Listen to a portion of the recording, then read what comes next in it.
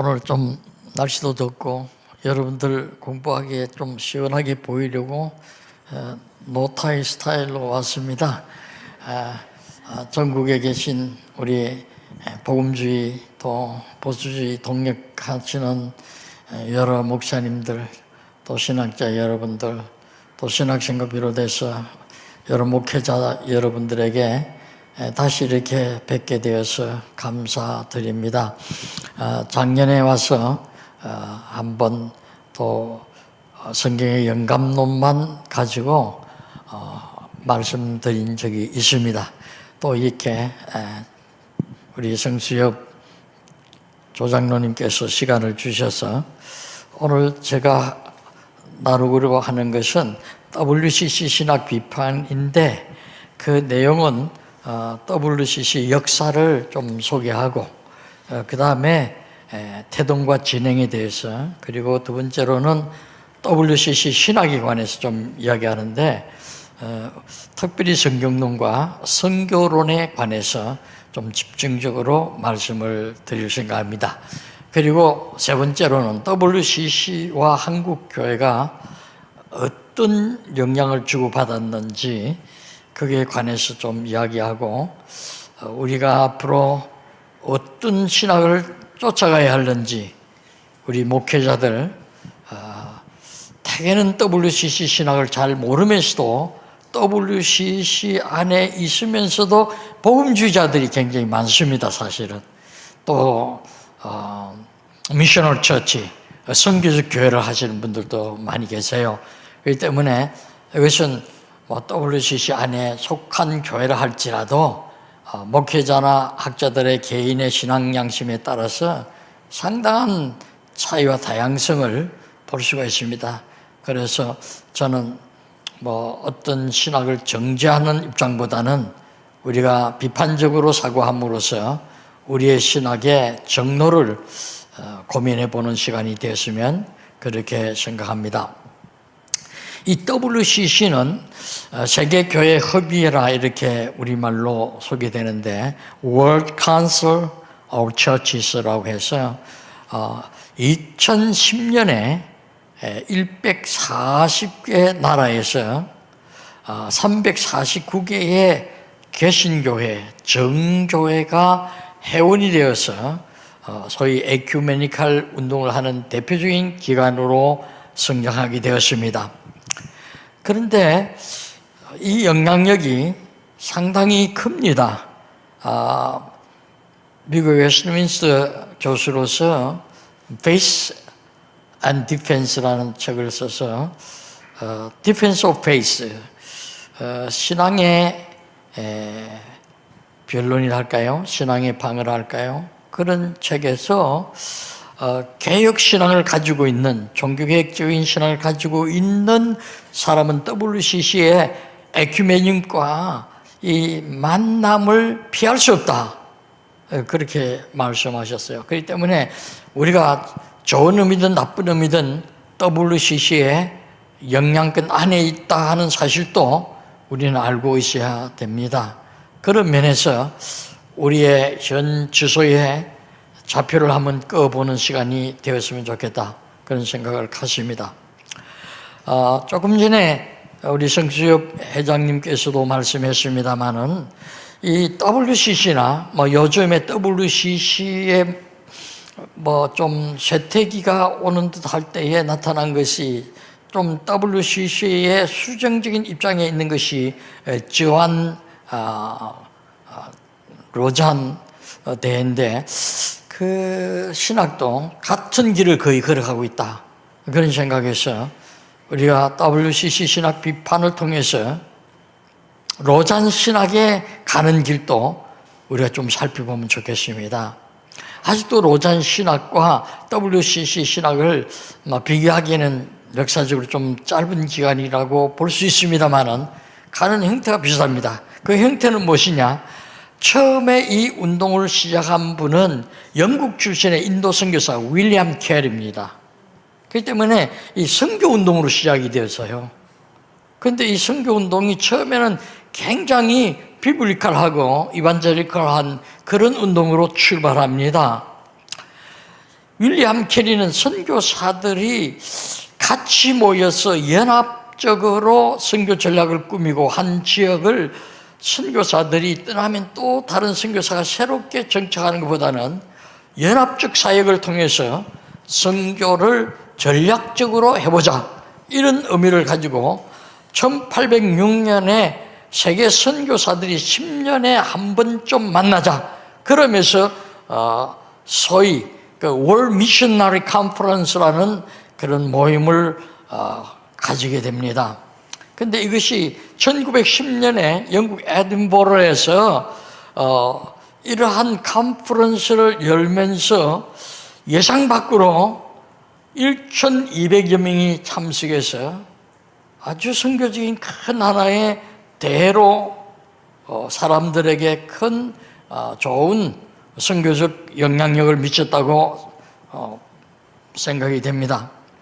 그러나 그 후에 바로 세계 1차 대전이 일어나서 소위 유럽의 많은 교회들이 어려움을 겪게 되어지고 세미나리와 세미타리, 영어에서 아주 비슷한 말입니다. 세미나리는 신학교고 세미타리는 공동묘지입니다. 그런데 이 유럽에 세미나리가 많았는데 1차 세계대전을 통해서 세미타리,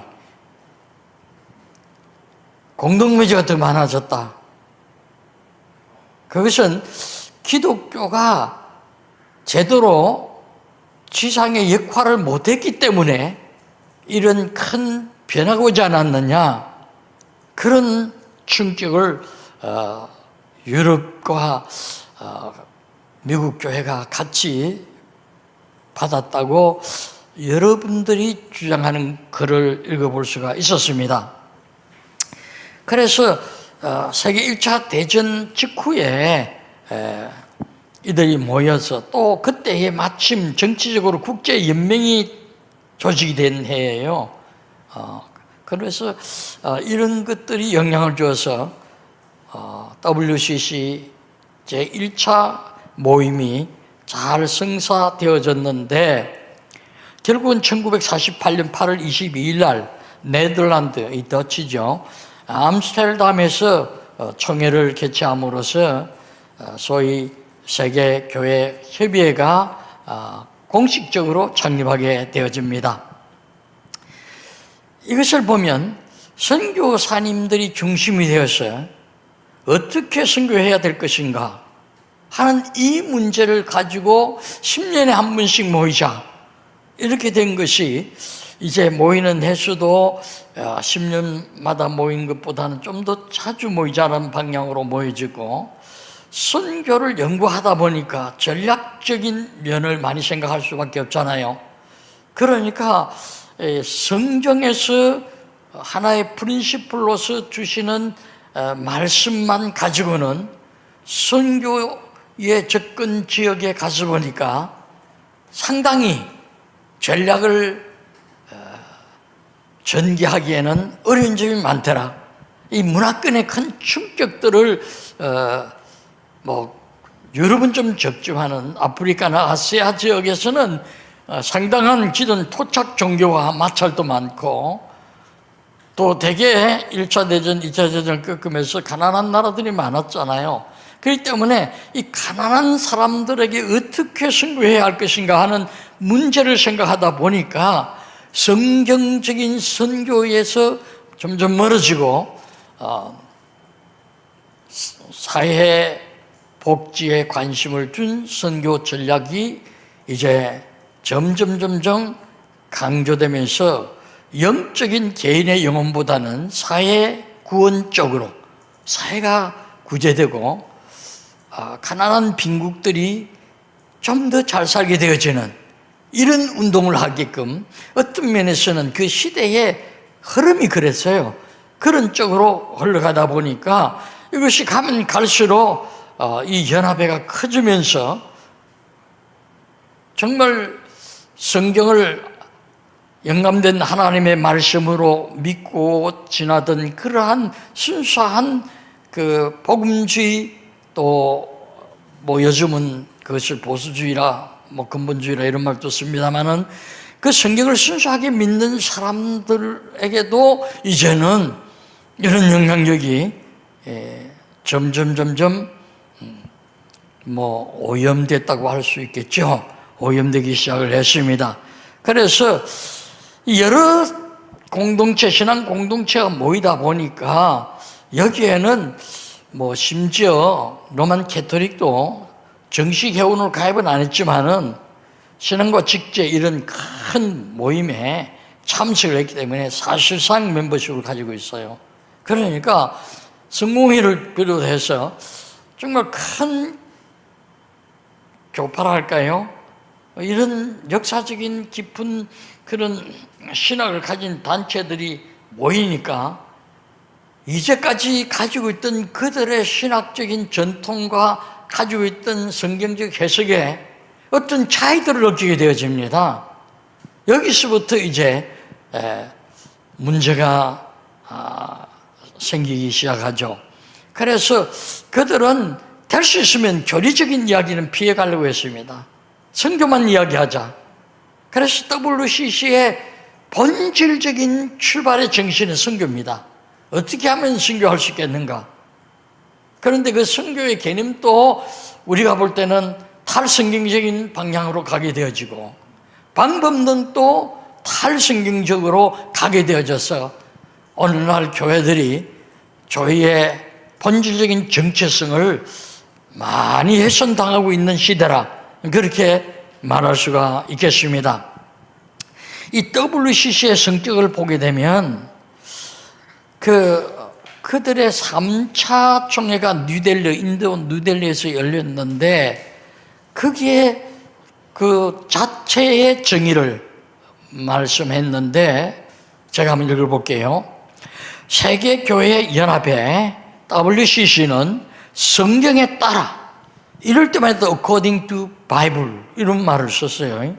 성경에 따라 주 예수 그리스도를 하나님이요 구세주로 고백하며 또 이에 따라 한 분이신 하나님 곧 성부, 성자, 성령의 영광을 위하여 공통된 소명을 다 함께 완수하고자 하는 교회들의 교제이다. 아주 건전해요. 그러니까 3차 총회까지도 뭐 교리적인 논쟁이 없이 그동안 그리스도를 구주로 영접한 사람들이 부담 없이 들을 수 있는 성부의 선교, 성자의 선교, 성령의 선교에 대하여 언급하고 있다는 이 사실에 뭐 누가 여기에 반대할 이유가 없지요. 우리의 전통적 개념은 성부의 선교는 아들을 선교사로 이 세상에 파송하신 것이고 아들을 내어주신 선교예요. 성자의 선교는 아버지의 뜻대로 자기 목숨을 내놓는 선교였어요.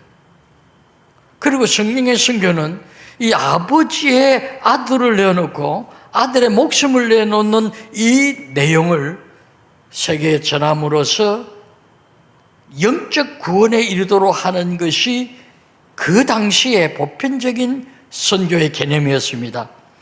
그런데 이것이 그 후에 조금씩 흔들리기 시작해서 이제는 완전히 성경적인 어떤 선교 개념은 그들에게서 찾아보기 어렵습니다. 사실상 찾아보기 어려운 것이 아니고 반대하고 있다는 사실을 우리가 마음에 새게 됩니다.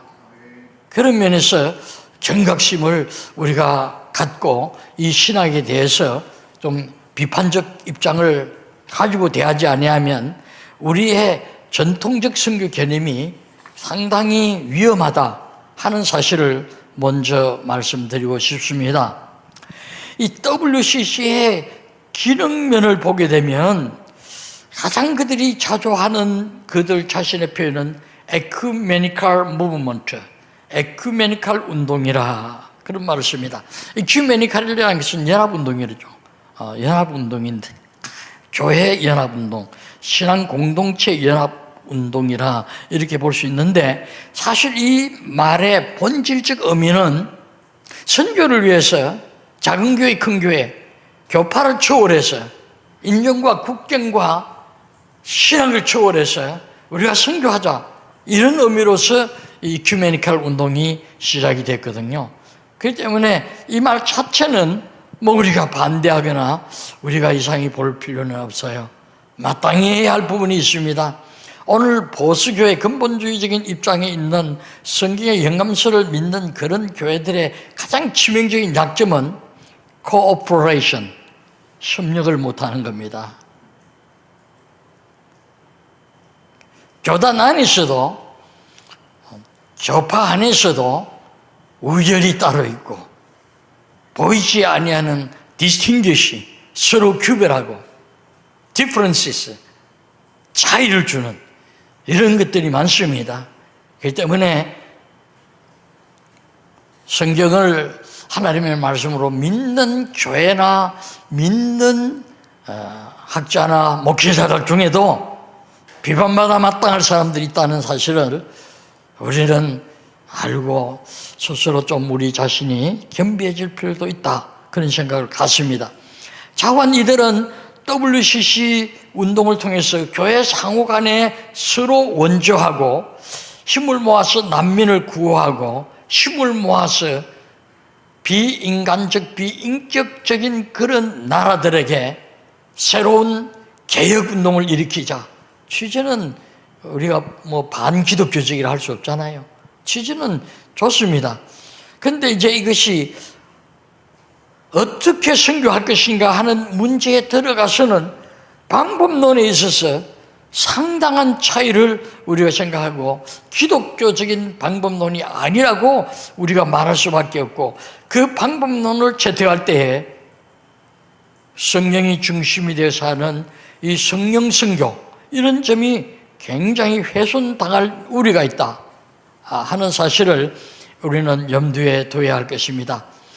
이 WCC는 세계 선교를 강조하고 그 대신에 세계 복지 사업은 강조하지만은 영적인 복음 전도는 점점 멀어집니다. 왜? 그들은 교파나 교회의 신학적 차이를 말하지 않으려고 하니까 그런 현상밖에 공동분모를 찾을 수가 없잖아요. 그런 면에서 어떤 면에서는 암스테르담 창립총회 이후에 상당한 기간 동안에는 그들이 내건 중요한 타이틀을 보면 굉장히 성경적입니다. 그러나 뭐 창립총회부터 이미 칼 바르트라는 신학자가 들어와서 우리 기독교가 로만 가톨릭이나 러시아 정교회를 제외한 모든 교파가 유행적인 연합을 해야 된다. 그러나 우리는 이 사회의 정치적 무질서에 대하여 도전적인 자세를 가져야 된다. 소위 이 바르트 신학이 사실 창립총회에서부터 들어와 있었습니다. 창립총회에 이분이 주제 강연을 했거든요. 그렇기 때문에 처음부터 순수한 복음주의 운동은 아니었다 하는 사실을 우리는 밝힐 수가 있습니다. 그들은 인간의 무질서와 하나님의 계획이라는 제목으로서 이 창립총회를 했는데, 이 두 번째 총회는 1954년에 미국에서 열렸을 때는 예수 그리스도는 세상의 희망이라, 그 희망이라는 말을 이때 우리가 생각하는 합, 이런 개념은 아니에요. 그들은 in near future, 가까운 미래, 그것을 말할 때는 합이라는, 희망이라는 말을 씁니다. 소위 그 종말론적 용어로 쓰는 것이지 우리가 시적 의미로 생각하는 그런 희망이 아니에요. 가까운 미래에 우리가 이 어려운 인간 사이의 난제들을 어떻게 해결해야 할 것인가, 이런 의미로서 희망이라는 말을 썼지, 뭐 우리가 생각하는 종말론적 소망 이런 것 아니에요. 그런 면에서 그들이 쓰는 용어의 그 차이점을 우리는 감지해야 할 필요가 있습니다. 그 당시에 복음주의 교회들이 구라파와 미국에 아주 많이 성장할 때가 아닙니까? 그런데 여전히 저개발 국가에 많은 사람들이 어려움을 당하고 있는데도 오히려 이 기독교 국가라고 소위 일컫는 이들은 대량 파괴 무기를 가지고 세계를 지배하고 있더라 이거죠. 그들의 그 어떤 주제에 세상의 희망이라는 말이 바로 그거예요. 여기서부터 그들은 기존 교회로서의 어떤 질서나 그들의 신학과 충돌하기 시작했다 하는 사실은 2차 총회에서부터 시작이 되죠. 그러나 3차 총회에 가서는 조금 이것이 반전합니다. 1960년 인도 뉴델리에서 열릴 때는 예수 그리스도는 세상의 빛이라 이렇게 했습니다. 그런데 이 빛이라는 이 말을 요한복음을 통해서 우리가 볼 때 예수 그리스도의 다른 이름이라고 볼 수 있어요. 에돔의 진동으로 발생하는 이 물리적인 빛이 아니에요. 그것은 예수 그리스도가 어두움의 세계에 혼돈과 무질서의 그 창조 직전의 상태와 같은 그런 상태에 예수 그리스도가 오셨다. 그것이 예수 그리스도의 빛이라는 의미고, 그것이 죽음에 대해서 상대적으로 생명이라는 의미고, 이것은 예수 그리스도의 하나의 닉네임과 같은 거예요. 그러나 여기에 세상의 빛이라는 이 말은 사회주의 운동을 통해서 아프리카 교회들, 특별히 공산권 교회들을 우리가 좀 도와주고 계몽하자 하는 이 의도로서 이 공산주의 국가들에 속해 있는 위장된 교회들, 그런 교회들이 대거 회원이 되어서 이 총회가 용공성을 드러내기 시작을 했습니다. 이때에 우리나라에서도 참 기독교가 용공주의로 가느냐 안 가느냐 많은 시련을 겪게 되어지고, 70년대까지 학생운동에 사실 정신적으로 이 운동에 기운을 불어넣었던 사람들이 기독교 자유주의자들 아닙니까? 그런 맥락에서 우리가 볼 수가 있죠. 이 4차 총회는 스웨덴의 uppsala에서 시작된데, 그때에 그들의 주제를 보면, 보라 내가 만물을 새롭게 하노라. 이 새롭게 한다라는 것을 recreation, 재창조의 개념으로 그들은 이야기를 했습니다. 그래서 인종차별도 이제는 새로운 질서로, 평화와 사회정의도, 제3세계 발전이라는 그런 내용을 가지고 타 종교도 이제는 궁극적으로 기독교와 다를 바가 없다. 그래서 혼합주의, 이 religious pluralism이라고 보통 하는데, 종교 다원화주의 이런 것이 시작되기 시작합니다. 근데 이런 다른 타 종교도 이제 구원이 있다라는 이러한 신학적으로 그런 선언을 하지 않았지만은 그런 내용을 계속해서 디스커션하고 각 직제에서 이것을 다뤘습니다. 그러면서 이 사람들은 이 공산국가, 독재국가의 혁명을 일으켜서 소위 혁명신학이라고 불렀습니다. 일으켜서 그들을 인간의 인격을 회복시키고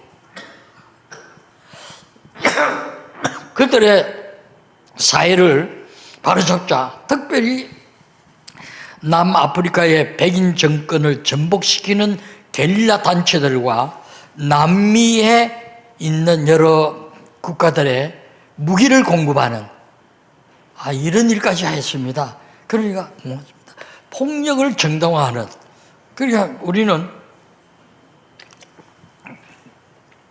고대 철학 중에 마키아벨리즘과 같이 목적이 선하면 방법은 초월할 수 있다. 이런 주의로 나가기 시작했습니다. 이때부터 우리 한국 교회는 이런 게릴라 단체를 승인하고 그들의 돈을 대어주는 이러한 일을 해서는 안 된다. 강한 반대를 많이 했습니다. 우리뿐만 아니고 구세군도 영국에서 큰 아일랜드 장로교회도 WCC를 탈퇴하게 되어집니다. 그래서 WCC는 이제는 종교단체라기보다는 정치단체와 같은 성격을 나타내기 시작했다. 이렇게 볼 수가 있습니다. 5차 총회는 1975년 케냐 나이로비에서 열렸는데 이제 더 노골적인 주제를 표제로 냈습니다. 예수 그리스도는 해방하고 연합하게 한다. 여기서부터 이제 소위 우리가 들어온 해방신학이 시작이 됩니다. 여성 해방운동 뿐만 아니라 이 가난에서의 해방, 그들이 말하는 해방이 여러 종류가 있습니다. 자원 그들은 우리가 듣기는 좋습니다. liberty from. 그러니까 참 사람들이 들을 때는 좋은 의미죠. 그러면서 소위 그 그리스도의 해방이라는 이 말을 어디서 이제 종교적인 하나의 교리로부터의 해방하자. 그래야 이 종교단체가 하나가 될 수 있다.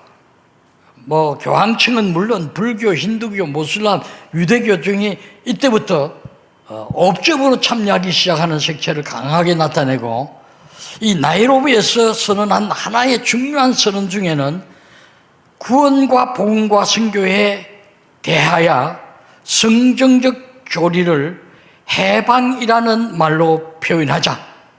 예수 그리스도를 해방자로 묘사하자. 그래서 이것을 해방신학이라고 부르자고 결정했습니다. 참 이것은 우리가 도무지 받아들일 수 없는 부분이죠. 구원과 복음과 선교에 대한 성경적 교리를 해방이라는 말로 쓰자. 예수 그리스도를 해방자로 묘사하자. 이것을 해방신학이로 부르자. 이런 것들은 우리 기독교에서 너무 멀어지는 표현들이라고 볼 수 있고, 우리 기독교적인 진정한 활동, 액티비티에서 멀어지고 있다 하는 것을 우리가 충분히 감지할 수가 있습니다. 6차 총회는 캐나다 밴쿠버에서 1983년에 열렸는데 그때는 또 약간 반전하는 것 같아요. 신학적으로 예수 그리스도는 세상의 생명이다 이렇게 주제를 내서 참 우리 복음주의자들도 그렇다 이렇게 할 수 있지만은 여기서 그들은 세상의 생명이다라는 말은 우리가 생각하는 것과는 좀 달라요. 여기에 세상의 생명이란 것은 범세계적인 사회주의 질서에서 중국과 같은 생활을 하는 사람들을 구출해내자. 그래서 이 종교가 정치화되어져서 그 종교 문화권에 사는 사람들을 결국은 정치화시켰으니까 종교다원주의로부터의 해방을 또 선언해요. 무슬림에서 해방해라. 기독교에서 해방해라. 유대교에서 해방해라.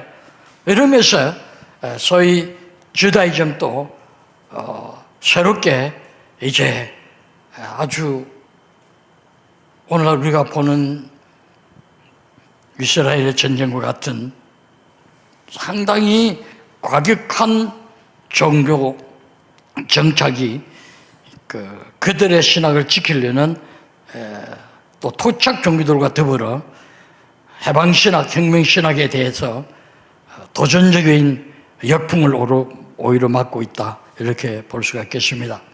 8차 총회는 1998년에 잠바부에에서 상당히 끝으로 보면 좋은 표제죠. 하나님께로 돌아오라. 소망 중에 기뻐하자. 이런 주제로 했는데 이럴 때가 창립 50주년 신년총회로서 모였습니다. 그런데 이 회의에서 그들의 직제에서 신앙과 직제에서 결정한 중요한 것은 타 종교와의 대화, 엘링틱스, 타 종교와의 대화. 이 타 종교와의 대화라는 것은 뭐 단순한 우리가 생각하는 대화가 아니고 연합운동을 하자. 종교는 하나다. 에큐메니칼 운동의 정체성을 교회 일치가 아니고 이제는 세계화하자. 세계 종교화하자. 그래서 종교적인 차이가 없다.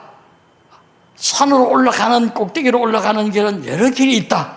올라가면 다 맞는다. 종교는 다 이와 같이 같은 펑션을 가지고 있다. 결국 종교의 마지막 종착점은 만남인데 그들이 가시라 표현했든지 뭐라고 표현했든지 간에 그들의 신의 세계는 같아. 그렇기 때문에 차별을 주지 말자. 종교 문화권을 초월하자. 이것을 결정을 하게 되어집니다.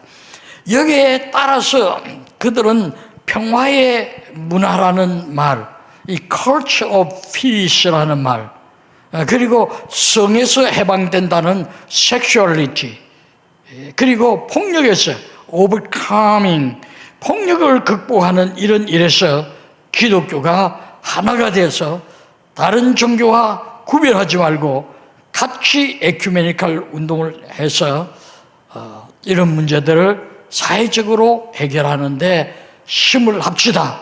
그래서 그 당시에 여러 국가들의 영향력도 사실 좋았어요. 정치적으로도. 우리나라 민주화 운동에도 이런 영향이 있었습니다. 해방신학, 뭐 여성 해방신학, 우먼스 리버레이션, 우먼스 립 같은 것도 우리나라도 많이 좋았어요. 우리나라도 뭐 여성들이 바지 입고 또 강대상에 올라가고 하는 것은 이때부터였거든요, 사실은. 지금도 뭐 어떤 교회들은 여성들은 강대상에 못 올라가고 강대상을 2단 구조로 해서 밑에서 사회 보고 뭐 기도하라 이런 교회들도 아직도 남아 있습니다만은, 그러나 그것들은 성경에서 그렇게 가르치지 않은 지나친 한국 교회의 그 산물이에요. 뭐 유대교의 장로의 유전이 있듯이 한국 교회의 일종의 트래디션이라고 할 수 있거든요. 그런 것들은 우리가 좀 극복해야 할 부분도 있어요. 변화하는 사회에서 그 변화를 감지하지 못하면 도태당하는 것은 너무나 자연스러운 일이에요. 오늘 한국 교회, 복음주의 교회가 도태당하는 이유 중에 하나가 변하는 사회를 감지하지 못하는, 그래서 대응하지 못하는 이것 때문에 몇몇 대형 교회들이 있습니다만은, 그러나 많은 소수 교회들이 뭐 특별히 많이 지금 소멸당하고 있잖아요.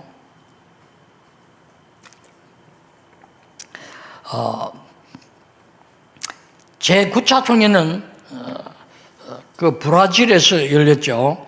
포르토 알레그레에서 하나님 당신의 은혜로 세상을 변화시키소서.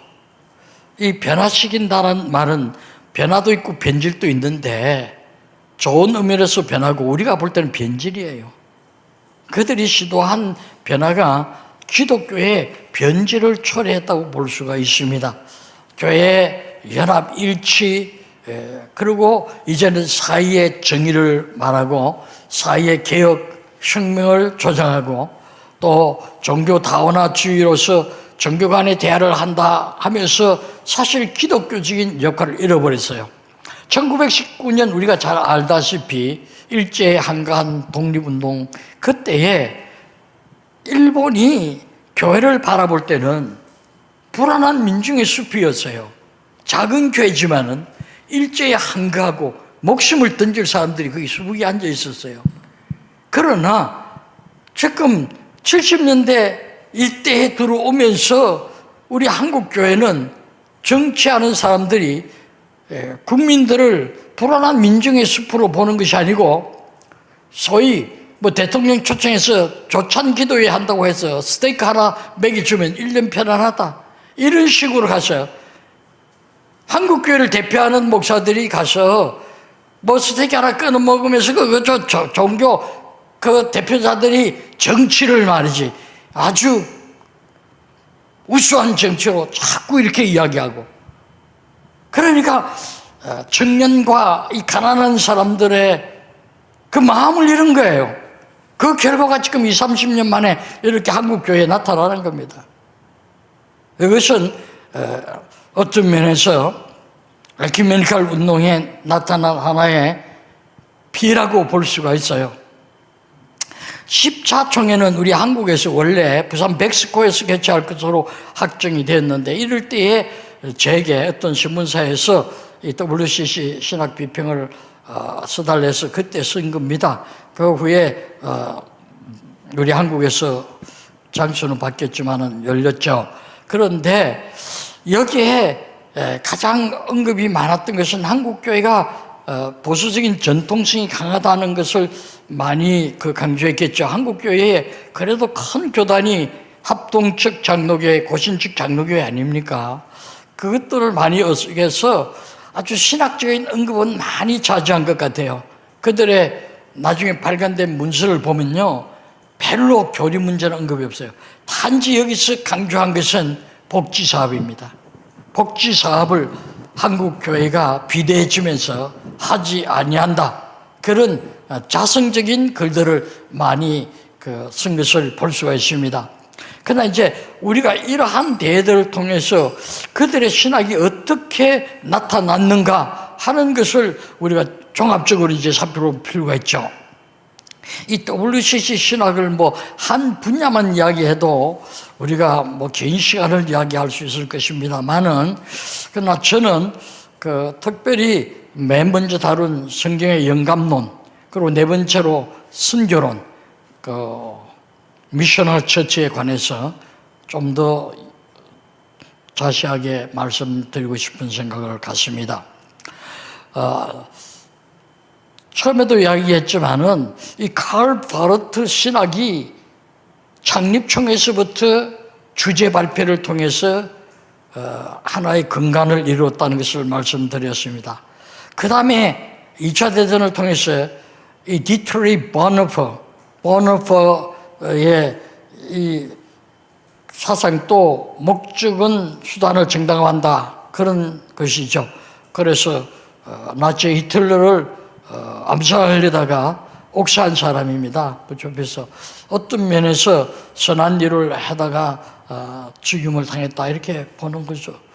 또 그런 면에서 우리나라에도 참 독립운동하다가 목숨을 잃은 이런 분들도 우리가 존경에 맞지 않듯이 존경해야 할 부분도 있어요.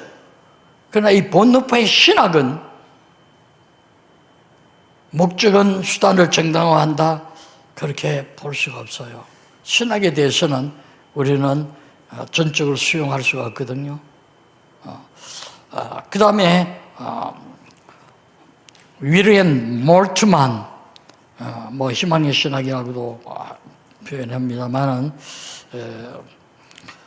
이런 분들의 신학이 이 세계 선교협의회의 신학적 근간을 이루고 있어요. 그분들이 주제 발표를 하면 그 주제 발표에 따라서 직제와 그 다음에 활동이 나누어지고 예산이 나누어지는 이런 것들을 우리가 볼 수 있거든요. 그런데 제일 그들이 고민하고 지금 또 침묵하고 반론하지 않는 부분이 성경의 영감론입니다.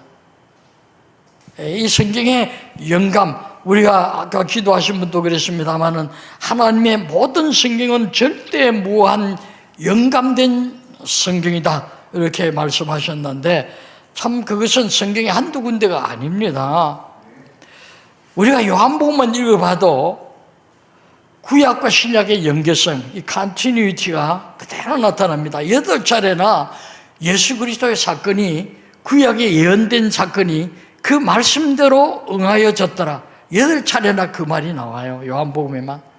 그리고 그 8차례를 설명하는 것이 요한복음의 메인스트림이 되어 있습니다.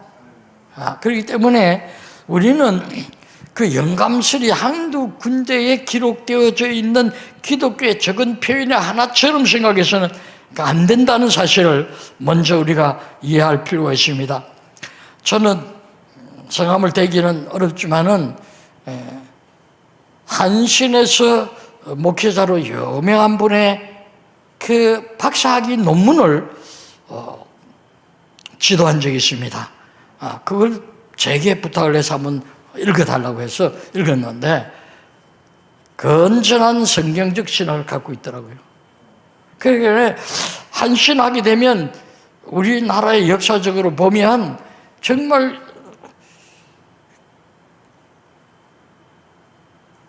자유주의의 물꼬를 트는, 그리고 그것을 가속화시킨 대표적인 교단이라 말해도 과언은 아니거든요. 그런데도 그런 목회자들이 있다는 걸 보고 저는 그 논문을 읽으면서 많은 감동을 받았어요. 별세 신학. 정말 그것은 기독교적인 종말론을 잘 정리한 신학이었다고요. 그렇기 때문에 우리가 교단을 신학적으로 종합적으로 표현할 때는 이런 선언들을 중심으로 해서 봐야지 개인적으로 볼 수는 없어요. 어떤 목사님이 제가 아는 교회에 저녁 예배에 와서 설교를 마치고 천국이라는 것이 따로 있는 것이 아니다. 마음의 천국이 다다. 그래서 내세의 천국을 부정하는 설교를 했다고 그래요. 그래서 마치고 나갈 때 어떤 권사님이 그러면 목사님은 천국은 안 믿습니까? 그러니까 대래 묻는 말이 그러면 할머니는 천국을 믿습니까? 이렇게 대답했다는 말도 있어요. 그러니까 과격한 그런 목회자들도 있어요. 그러나 온건한 성경 중심으로 설교하고 성경을 그대로 믿고 있는 분들도 있다라는 이 사실을 우리는 염두에 두고 좀 비평을 할 필요가 있다. 그래서 사람 비평이 아니고 신학 비평이라는 관점에서 이야기해야 될 것입니다. 성경의 진리보다 오히려 신학적인 어떤 선언을 더 중요시한다면 성경은 절대 권위가 아니죠. 그것은 어떤 면에서 비성경적인 선언이라 이렇게 말할 수밖에 없습니다. 이 WCC 신학의 가장 포용주의적인 입장을 가진 것이 성경의 영감론이에요. 성경의 영감론에 대해서 이분들은 되게 침묵합니다. 그것은 기독교의 전통, 트래디션이나 이런 말로 바꿔서 이야기할 때가 많지, 여기에 대해서 직접적으로 반기를 드는 이는 없어요. 자기네 입장만 선포하는 것이 보통적인 관례라고 볼 수 있습니다. 그러나 그들은 표현되어진 내용들을 보면 예수 그리스도 그리고 요한, 바울 이런 분들이 성경에 말했다고 해서 그것이 절대적으로 보아서는 안 된다.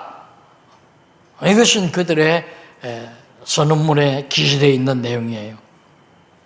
그렇기 때문에 우리가 성경의 한 구절, 단어 하나도 그 1.1획이라 할 때 헬라말로 이오타라고 점 찍는 그 같은 스펠링이 있거든요. 그거 하나가 있느냐 없느냐에 따라서 굉장한 신학적인 차이를 말할 수 있거든요.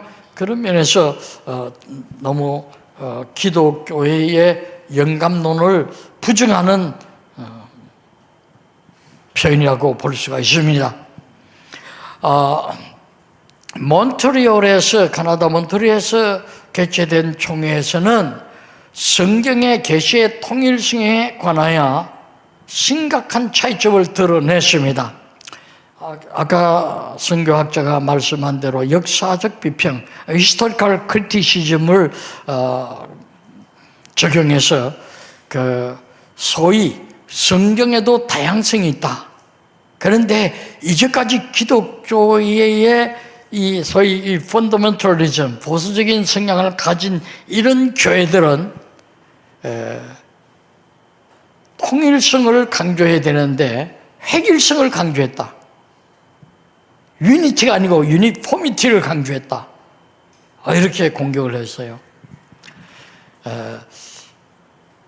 유니티는 신학적인 어떤 공통분모와 같이 큰 것들을 우리가 기독교 5대 교리, 예수 그리스도의 동정녀 찬송이라든가 예수 그리스도의 십자가의 죽음, 부활, 성천, 재림 이런 것들에 대해서 공통적으로 문자적이고 역사적인 사실로 믿는 이런 것들을 이제 훼손하기 시작하는 거죠.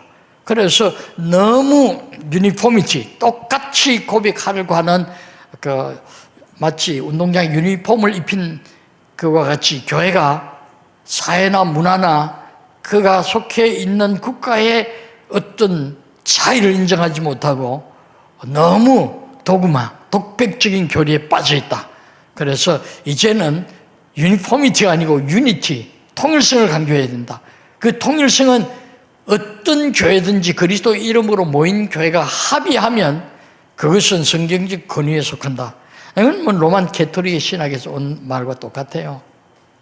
그래서 그들은 그 유니티를 강조하는 것 같아도 사실을 들여다보면 다양성, 불교는 불교대로 구원론이 있고 뭐 마음의 교회는 마음의 교회에 아주 다양성이 있다. 그 다양성을 우리가 인정하지 아니한다면 어떻게 종교 운동을 할 수 있겠느냐? 그래서 심지어 성경은 그들의 표현대로 말하면 여러 신학의 찌꺼기를 모아놓은 고대 신학의 하나의 잡동산이다 이렇게 표현하기도 했고 성경은 에이션 노벨 그렇기 때문에 사실에 근거한 것이 아니고 고대 소설이다 이렇게 그들이 이야기를 했습니다. 주체가 이러한 소위 신약 계시의 통일성의 심각한 차이점을 드러냈다 하는 사실을 우리가 그들의 기록을 통해서 확인할 수가 있습니다. 물론 지나치게 통일성을 강조하면 다양성을 잃어버리는 건 사실입니다. 우리 한국교회는 한국교회대로의 어떠한 독특한 성격이 있어요. 또 미국교회는 미국교회대로. 제가 그 미국교회에 침례교회에 가서 한번 설교할 일이 있었는데 설교 전에 나는 보통 뭐 1시간 예배다 이런 생각을 가지고 갔는데 설교 전에 찬양을 1시간 반을 해요. 그 어떤 찬양은 지저스, 지저스, 지저스 이게 전부 다 곡이에요. 또 어떤 찬양은 제루살렘, 제루살렘 이게 또 한 곡이에요. 저리고, 저리고 나 같은 엄치도 너무 많이 들으니까 이 머리에 와 있는 거예요. 그런데 그들이 얼마나 기뻐하고 즐거워하는지 몰라요. 근데 내가 놀란 것은 이제 사회자 나가서 설교하기 전에 오늘 200불 이상 연보하실 분들은 손 들으라 그래요. 그래 손을 드는 사람이 있어요. 일어서라 그래요. 일어서요. 나오라 그래. 나와요. 200불씩 내고 들어가라고. 그럼 다 200불씩 챙겨서 내고 들어가요. 체크라든지 뭐 캐시로 내고 들어가요. 그 다음에는 뭐 150불, 100불 나중에 5불까지 해요. 5불까지. 그 다음에 5불 이하는 접시를 돌릴 때에 여러분들이 넣어라. 나와서 하지 말고. 그게 또 한 30분 걸려요. 내가 설교할 시간은 얼마냐 물으니까 그건 네가 결정해라. 그렇게 이야기를 하는 거예요. 그러니까 주일 예배가 3시간 정도 걸려요. 저는 뭐 한 30분 설교했는데 통역이 있으니까 나도 1시간 잡아야 되겠지만은 좌우간 참 놀라웠어요.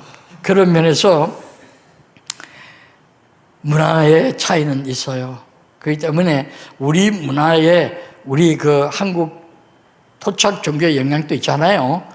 그렇기 때문에 뭐 우리는 다 그저 잘못됐다 이렇게 말하는 것보다는 뭐 잡동산이라 고대 소설이라 이런 표현을 하는 것은 정말 성경을 모르는 성경의 신적 권위를 부정하는 잘못된 것이다.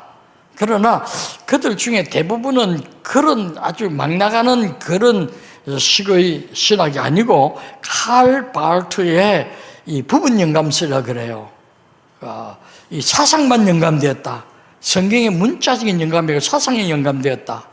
그리고 성경에 여러분 오늘 우리가 다 그 영향을 받습니다만은 성경에 보면 빨간 글자로 인쇄된 부분이 있죠. 예수님의 말씀들. 그 빨간 그 부분만 영감이 됐다. 그것을 독일말로 예수 팍스라 그래요. 예수 가라사대 우리 예수께서 말씀하시기를 Jesus say that 하는 그 부분만 영감됐다 하는 이 발티안의 성경론이 보편적으로 WCC에 가지고 있는 많은 교회들이 가지고 있는 신학 사상이고 우리나라에서는 자유주의 계통의 교단들의 보편적으로 가지고 있는 것이 칼 발트의 이런 사상 영감, 부분 영감서를 가지고 있다 이렇게 볼 수가 있어요.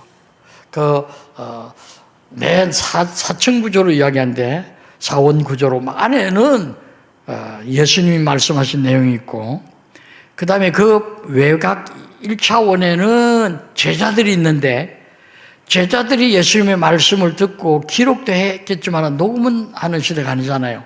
그래서 기록의 차이가 있다. 제자들의 세계는 벌써 예수님의 말씀에 대해서 복음 시간에 차이가 있다. 이걸 주장해요. 그 다음에 3차원에는 그 현장에서 들은 오디터, 직접 들은 청자들이 있다. 그들은 자기 지식에 자기가 가지고 있는 구약의 지식에 기초해서 예수님 말씀을 이해했을 것이다. 4차원은 리더, 오늘날 성경을 읽는 독자들이 있다. 그들은 그들의 문화권에서 읽을 것이다. 문화권마다 또 예수님의 말씀을 대하는 그들마다 그들 나름대로의 self-interpretation, 자기 스스로 해석을 하는 부분이 있지 않느냐? 종교도 마찬가지다. 그래서 칼 발트 신학을 지지하고 있다. 이렇게 볼 수가 있습니다.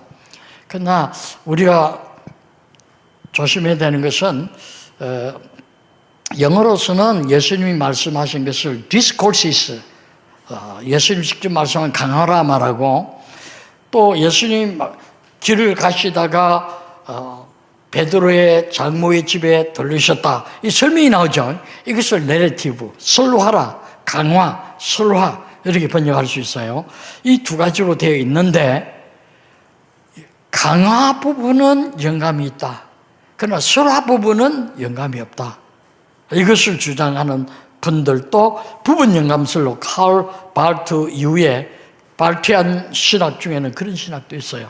그래서 이 두 가지가 복합적으로 나타나는 것이 오늘 한국 자유주의 교회의 특색이라 성경의 영감을 부정하고 교회적인 선언을 따르고 성경을 완전 부정은 아니에요.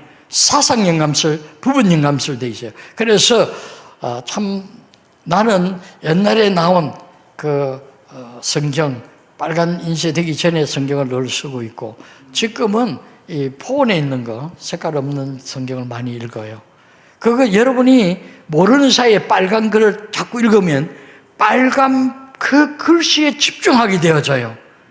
그러면 나머지 부분도 똑같은 성경이고 똑같은 영감인데 나머지 부분에서 주는 그 영감적 교훈 그것은 우리가 상실하게 되어져요. 그런 면에서 굉장히 조심해야 됩니다. 이 발트주의의 성경관. 그렇기 때문에 그들은 영감을 믿는다 하지만은 우리와 다른 우리는 한자 한자 영감되었다라는 그런 영감설이에요. 그런데 이들은 사상이 영감되었다, 부분이 영감되었다 이런 식의 이야기는 성경의 권위에 훼손을 가져오고 기독교의 많은 구원에 방해를 일으키고 있다 하는 사실을 알아야 돼요. 그래서 성경을 문학적으로 접근하는 사람들이 꽤 많아졌어요. 그러나 그것은 신앙의 대상이 아니고 학문의 대상으로서 성경을 보는 것은 우리가 생각하는 영감설하고는 근본적인 차이가 있다. 이렇게 우리가 말할 수 있겠습니다. 이 성경관이 삐뚤어지면 구원관도 잘못되어져요. 그들은 늘 그리스도 중심이라는 신앙 고백은 하지 않습니다. 하나님 중심이라. 그래서 Christ centered faith. 이거는 그들이 지지하잖아요. 언제나 God centered faith. 하나님 중심 신앙. 이걸 많이 주장해요. 왜 그리스도 중심으로 하면 그리스도에 반대하는 종교들이 있잖아요. 무슬람이라든지 등등. 그렇기 때문에 하나님 중심이라, 가시라는 표현은 다 종교에서도 쓰는 표현이거든요. 그렇기 때문에 종교 단어주의는 그리스도 중심의 구원관이 아니고 하나님 중심의 구원을 말하는데, 이 하나님이라는 것은 각 종교의 대표자들 혹은 그들이 말하는 신을 가르치지 성경적인 하나님이 아니라는 사실을 우리가 기억해야 할 것입니다. 그런 면에서 이 1983년 제6차 밴쿠버 총회에서 그들이 선언문을 하나 썼는데, 타 종교화의 대화를 강조하고 포괄적인 종교 혼합주의와 보편 구원론을 강조했어요. 이 만인 구원설 하죠. 우리는 이 파티클러리즘, 예수 그리스도를 믿는 사람이 구원받는다는 이런 구원론인데, 유니버셜리즘이라고 보통 말해요. 이 보편 구원설, 유니버셜리즘. 그래서 이것은 결국은 모든 종교가 자기 신을 찾아가는 선한 노력을 통해서 구원받는 자력 종교들을 표현하는 표현이죠. 우리는 예수 그리스도께서 피 흘리시며 우리의 인생의 길목까지 찾아와서 그 피 묻은 것으로 우리의 죄를 가려주신, 찾아오신 하나님, 우리를 위해서 죽으신 예수 그리스도, 이것을 우리는 절대 구원으로 보는데, 그들은 완전히 보편적 어느 종교를 믿든지, 아까도 말했지만은 꼭대기에 올라오면 만난다. 그것은 선을 행하면, 정 말하면 모랄리티죠. 도덕성, 에틱스, 윤리적인 것, 이것만 하면 그것이 종교의 구원이지, 무슨 영혼의 구원, 내세의 구원, 이런 거 아니다. 그래서 그들의 구원을 우리는 보편 구원설이라 이렇게 표현하죠. 보편 구원설로 빠지게 되어져요. 성경은 보편 구원설이 아니에요. 예수 그리스도 외에 구원이 없다고 했어요. 다른 이름을, 구원을 위한 다른 이름을 우리에게 주신 적이 없다. 그렇기 때문에 우리는 예수 그리스도 절대 구원이 있거든요. 구원의 중심에 예수 그리스도의 목숨 내어주신 이 선교를, 아들의 선교를 우리는 기억해야 되거든요. 방콕 대회 1973년에 열린 대회인데, 여기에 불교 지도자에게 한 번도 역사적으로 그런 적이 없는데 처음으로 개회사를 시킴으로써 기독교의 전통적인 특색을 완전히 포기하고 말았었어요. 뿐만 아니고 힌두교, 모슬람교 이런 대표들을 다 이렇게 초청해서 결의를 했습니다.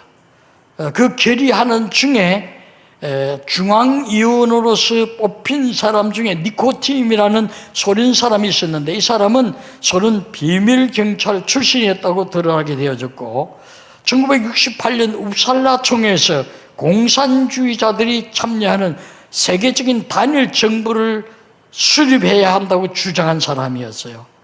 그러니까 종교 인본주의자였죠. 이런 사람이 중앙위원회에 들어오게 되어졌다.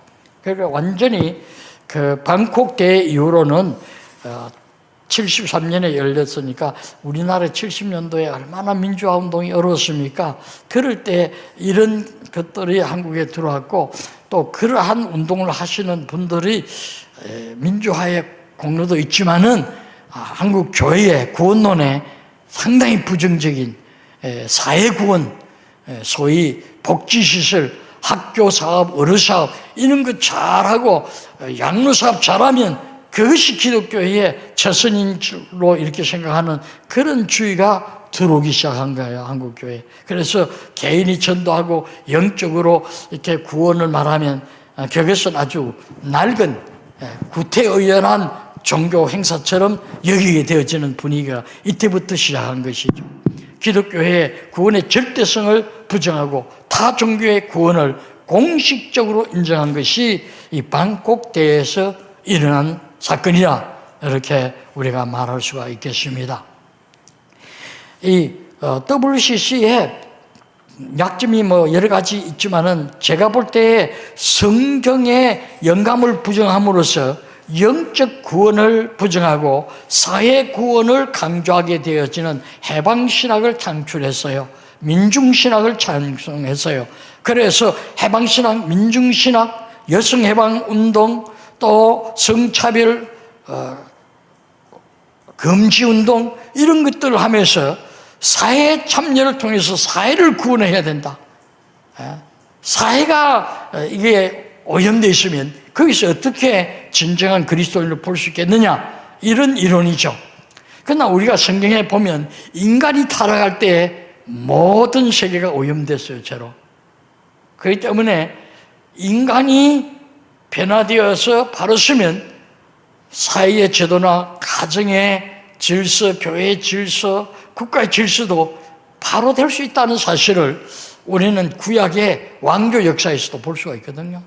그런 면에서 우리는 사회 참여를 통해서 영혼 구원보다 사회 구원을 우선시하는 이 WCC 신학, 해방 신학을 우리는 반국대회 이후에 한국교회가 진통을 겪고 있습니다.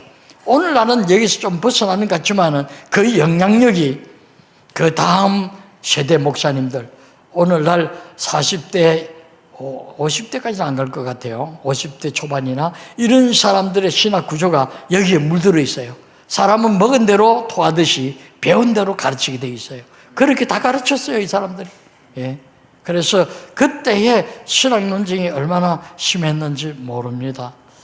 이런 면에서 우리가 구원론과 영감론은 같이 가고 있다. 영감 부정하면 영혼 부정, 영혼 구원을 부정하는 신학이 빠진다. 그렇기 때문에 하나님의 말씀대로 믿고 말씀대로 살자, 이것을 강조해야지.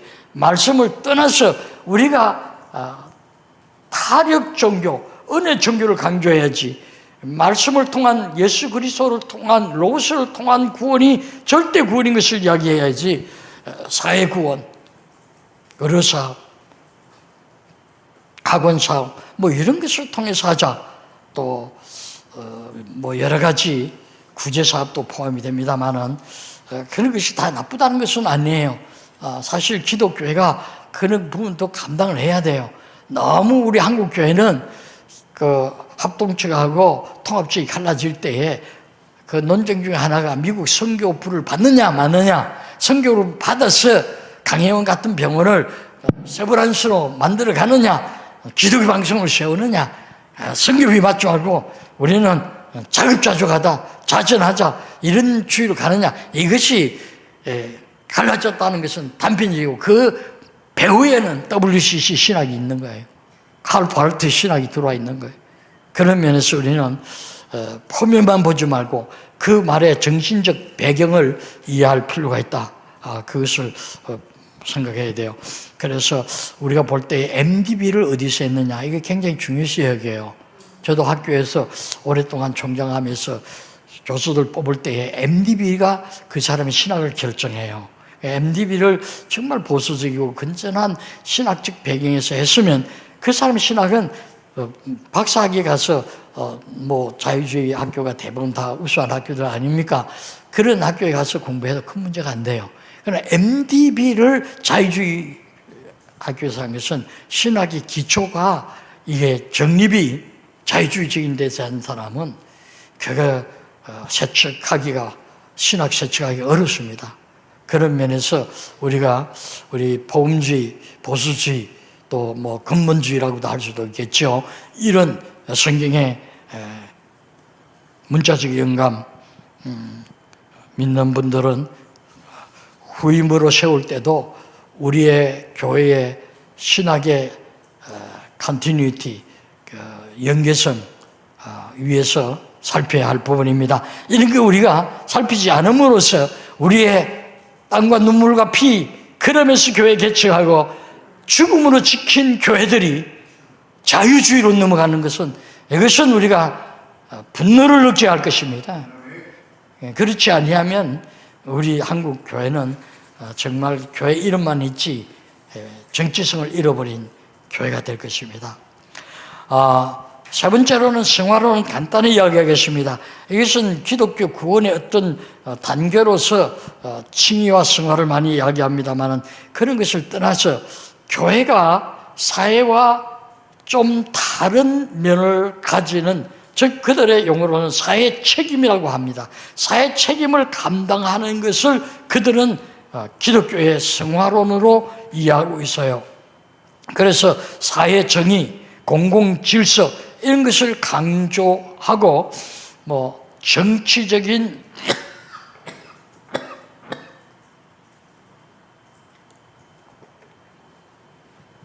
권력에 대해서 비판하고 경제적인 힘을 가진 자들을 견제해야 된다, 이런 그 사회적인 일종의 윤리를 가지고 있습니다. 좋은 점도 많죠. 우리나라에서 그런 피해가 많잖아요. 그러나 사실 좀 아쉬운 면도 있어요. 전에 이 WCC를 주장하던, 해방신학을 주장하던 분들은요, 독재 정권에 대해서 정말 땀과 눈물 없이 생명 액체를 쏟았어요. 그때 우리 보수주의 교회는 다는 아니겠지만은 별로 한 것 없습니다. 기도하셨겠죠. 기도도 일이니까. 그러나 사회에 대한 좀 더 우리 기독교적인 책임, 그런 것을 등한시했다. 도덕적인 성향이 약했다. 개인 구원만 강조하고 사회 구원은 너무 정제시했다. 복음을 위해서 열심히 선교하는 것은 좋지만은 가난한 자를 위한 구제는 우리가 소홀히 했다. 교회마다 구색을 갖춰놓는 것처럼 선교하는 것은 다 주보에 내고 구제하는 것은 일절 없었어요. 선교연금은 있어도 구제연보는 최근에 좀 있었지다. 이 교회 저 교회 다니보니까 거의 없었어요, 사실은. 이런 면에서 너무 지나치게 편중되었다, 이렇게 표현할 수도 있겠어요.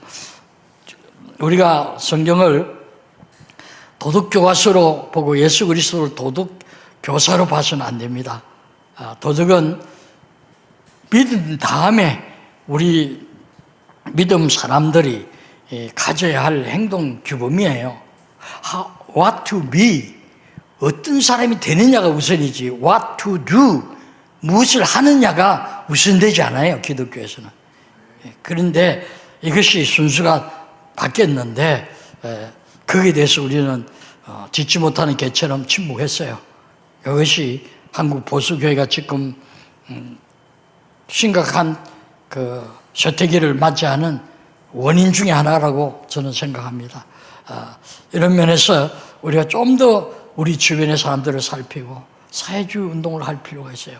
제가 아는 어떤 목사님께서는 혼자 거의 지금 노년 되면 장수하는 어른들이 많아서 홀로 죽는 분이 많아요. 독거 노인들의 혼자 사시다가 죽는 이런 분들에게 다 관할 지역을 살펴서 그들 집에 우유를 갖다 놓습니다. 근데 2개, 3개 갖다 놓으면 암 가져 들어가면 문제가 생겼다. 문 따고 경찰 불러서 들어가면 독거사 하는 사람들이 많아요. 그렇기 때문에 그런 운동하는데 아주 사회적으로 1년에 많은 돈들을 이렇게 하고 매일뷰 같은 데서는 그 전체 이익의 1%를 이 사업에 기여하는 것을 제가 그 목사님 통해서 들었습니다. 그렇기 때문에 참 이런 좋은 사회 복지 사업, 사회에 기여하는 그런 행동이 필요해요. 우리 너무 신학적으로만 이렇게 what to do 이 문제만 집중하지 말고 what to be, 내 이웃에 내가 어떤 사람이 되어 있는가 생각해야 돼요. 오늘날 목사들 중에 그 참 인격이나 그 언어나 그 사역을 보면 참 목사답지 않는 분들도 없잖아 있다. 이것이 지성인들이 하는 비평이잖아요. 그 비평을 우리는 겸허히 받아들일 필요가 있습니다. 조금 더 자세히 말하고 싶은 것은 네 번째 순교론입니다. 이 순교론은 제가 준 실러버스에서도 이야기했습니다만은 요하네스 호켄다이커에 의해서 하나님의 순교 개념을 1957년에 이 WCC에 속한 IMC 대회에서 발표했습니다. 미시오데이라는 말입니다. 하나님의 순교. 그런데 이 하나님의 순교라는 말이 어떻게 이것이 형성되고 쓰여지고 진행되고 있는가, 여기에 대해서 우리는 좀 관심해야 돼요. 왜? 하나님의 순교라는 이 말이 에큐메닉 선교 신학을 대변하는 말이라는 거예요. 그렇기 때문에 자유주의 선교를 이야기할 때에 미시오데이라는 말을 씁니다. 그리고 오늘날 우리의 성경을 하나님 말씀으로 믿는 사람들의 선교는 우리나라에서 조금씩 지금 이제 이해되어지고 받아들인데 미셔널 처치, 이것이 우리의 선교의 개념입니다. 미셔널 처치라는 그 근본 개념은 예수님께서 예루살렘에 오셔서 2주간 계시면서 그 예루살렘 멸망을 예언해서요, 돌 위에 돌 하나가 남지 아니하겠다. 그때 제자들이 근심하면서 그럼 무슨 징조라도 있단 말입니까? 그 유대주의에서는 생각지도 못할 이야기예요. 시온성이 어떻게 무너냐? 다윗성이 무너졌다. 하나님께서 이 데비드 킹덤을 가지고 데비드 킹을 보내신다고 이야기했는데 자기네들이 가지고 있는 신앙과 너무나 거리가 멀거든요. 그럴 때 예수님께서 세 가지를 이야기했어요. 마가복음 23장에 보면 첫째는 거짓 교사들, 이 false teachers, 이 거짓 선자들, 적그리스도, 거짓 그리스도, 이들이 나타날 것이다. 그래서 하나님의 말씀을 왜곡한다. 그것이 첫 번째 하나의 예조가 될 것이다. 그 다음에는 난리와 난리, 전쟁의 발발이 있을 것이다. 그리고 세 번째로는 우리 성경에는 재난이라고 했는데 사실은 그 말은 디제스터라는 영어에서 재난이라고 했는데 헬라 말로서 그 말은 질서의 파괴, 비질서라는 말이에요. 물이 거꾸로 올라오는 그것이 뭡니까? 물이 이렇게 넘치는 거. 역류도 물론 비질서죠. 바다가 넘치는 거. 예? 바다가 지진이 일어나면 일본처럼 큰 물결이 오잖아요. 그것도 비질서예요. 홍수, 지진, 이거 다 비질서예요. 그렇기 때문에 이 드랩시스라는 이 말 자체가 대개 영어 문화권에서는 디제스라고 하는데 우리는 그 부분을 전통적으로 해석하기를 대환란이야 이렇게 했는데 우리 번역이 훨씬 좋은 것 같아요. 큰 환란이 일어났다. 그래서 모든 질서가 깨지는데 자연의 질서뿐만 아니고 교회의 질서, 가정의 질서, 부부의 질서, 부모와 자식 간의 질서, 이거 다 깨진다는 거예요. 그러면 주께서 오시리라 이렇게 돼 있다고. 그러면 주님이 파루시아 will be manifested, 주님이 나타나실 것이다 이렇게 표현하고 있거든요. 그렇기 때문에 그러면 그 후에 모든 족속에게 all kinds of peoples, 모든 족속에게 복음이 전거된 후에야 에스카톤, 종말이 올 것이라 이렇게 했어요. 그렇기 때문에 오늘날 생태학적인 종말론, 전쟁학적인 종말론, 기후변화, 기후학적인 종말론, 식량 부족의 식량학적 종말론, 이런 종말은 사실은 성경에 언급이 없어요. 종말 사건 중에 한 부분을 차지하지 그것이 종말을 가져오는 직접 사건이 아니에요. 직접 사건은 딱 하나, 미셔널 에스카타나지. 모든 족속에게 복음이 증거되면 그때에 주님이 오신다. 그때에 끝날이 될 것이다 라는 것이에요. 그렇기 때문에 우리의 복음주의자들의 종말론을 굳이 표현한다면 선교적 종말론이에요. 우리의 종말론. 그래서 선교적 종말론인데 이 선교적 종말론에 대한 여러 가지 이해들이 많이 있어요. 좀 더 그들은 보편화되어지고 넓어진 선교 개념으로 이야기를 합니다. 이야기를 하는데 이것을 그들은 미쇼데이라고 이야기하고 조금 더 그 호켄다이크보다 조금 더 나아간 것이 하비 코스 같은 사람이 그 스캐터링 처치, 흩어지는 교회, 하나님의 선교는 흩어지는 교회다. 이제까지는 우리는 게더링 처치, 모이는 교회를 강조했거든요. 전통적인 교회는. 그런데 그 여러분이 사도행전 그 1장 14절이죠. 저들이 마음을 같이하여 한 곳에 모여 전혀 기도에 힘쓰더라. 그게 한 곳에 모여서 마음을 같이하여, 이 마음을 같이하여라는 말이 우리 성경에 5차례 쓰여졌어요. 그런데 번역은 세 군데만 마음을 같이하여 되어 있고, 두 군데는 다 같이 이렇게 번역해, 한 군데는 만장일치로 선교하기로 했다 하는 말이 있어요. 안디옥 교회로. 그렇게 헬라 말은 저 하나 틀리잖아요. 호모듀마돈이라는 말인데, 그 호모듀마돈, 이것이 예루살렘 교회의 정체성을 말하고 장차 올 교회의 정체성을 말하는 가장 중요한 포커스가 호모듀마돈, 마음을 같이하여 모여서 기도하고, 마음을 같이하여 솔로몬 행각에 모이고, 마음을 같이하여 성찬식 떡을 나누고, 마음을 같이하여 그들이 성전에서 가르치고, 마음을 같이하여 떡을 나누고, 나눔의 선교회. 그리고 마음을 같이하여 바울과 실라와 누가는 아니죠. 바울과 실라, 바나바 안디옥 교회 보내기로 한 거. 이것을 우리 성경에는 한자는 뭐 의미는 같죠. 만장일치로 결정했다. 그러나 그것은 마음을 같이하여 결정했다. 마음을 같이하는 것은 전부 다 게더링 처치에 포커스가 있어요. 물론 그 이후에 흩어져서 전도하고 복음 전하는 거 있어요. 마음을 같이하여 솔로몬 행각에 모여서 그들이 전도했죠. 그런 면이 있어요. 그러나 게더링 처치만 아니에요. 우린 둘 다 있어요. 그러나 성경이 보여주는 것은 먼저 모이는 교회를 강조했는데, 이 하위 코스 같은 사람은 이 스캐터링 처치, 흩어지는 교회를 강조했어요.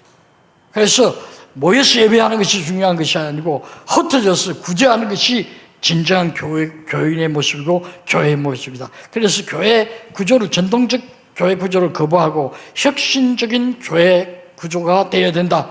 이것을 이야기하기 시작을 했습니다. 그래서 그들은 이것이 와이드 미션 컨셉, 넓혀진 선교 개념이라 이렇게 말하고 있습니다. 그래서 전통적인 성부의 선교, 성자의 선교, 성령의 선교, 이것들을 다 부정하죠. 예수님께서 부활하시고 제자들에게 처음으로 당부하신 말씀이 아버지께서 나를 보내신 것 같이 나도 너희를 보내노라. 그러면서 성령을 받아라. 성령의 선교가 시작되고 제자들의 선교가 성령의 선교예요. 사도행전을 읽으면 성령 인도하시기도 하고 선교의 길을 변경시키기도 하시고 선교의 메시지를 주시기도 하시고 선교하다가 핍박당할 때 위로도 하시고 이런 것들이 강조되는데, 이러한 선교는 그들은 언급하지 않아요. 물론 뭐 해석의 차이는 있지만 가난한 자를 위한 선교, 약한 자, 소외계층에 대한 선교가 그것이 아니냐 이렇게 말하는 분들도 있기는 있어요. 그러나 보다 그것은 좀 자기네들 말처럼 넓혀진 선교예요. 우리는 복음적 선교는 그런 선교가 아니라는 것을 우리는 그 선교의 중요한 개념으로 우리는 이어가야 될 것으로 생각이 되어져요. 소위 선교는 전도, 치유, 인간화, 인간이 노예화되어 있다, 정치화되어 있다 이런 관점에서 사회적으로 나온 말이 인간화죠. 그 다음에 해방, 사회 변혁 이런 것들이 기독교의 선교의 가장 통전적 선교라 이런 말을 써요. 멀리 내다보는 거시적인 선교다 이렇게 이야기를 했어요.